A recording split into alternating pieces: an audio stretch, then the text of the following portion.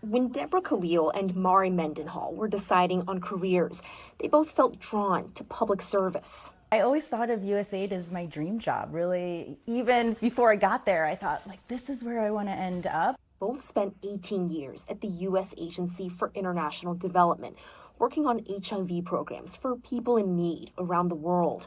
Mari was also helping start a program for victims of sexual abuse in Ethiopia.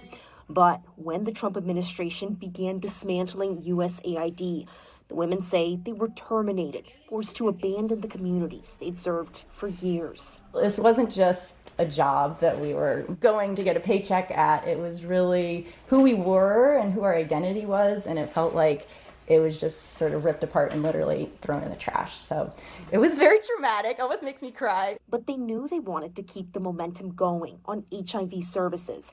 It's why they started a volunteer group called Crisis and Care. They hold events like happy hours and comedy shows to raise money for the community groups they used to work with. So far, they've brought in more than $116,000, much of it from former USAID colleagues. It's, I think, a testimony to USAID as well, that when all of this happened, we were fired, but the money that we had, we wanted to contribute to the local partners that we'd worked with in the past. One of the groups they've donated to offers HIV services in the Democratic Republic of the Congo.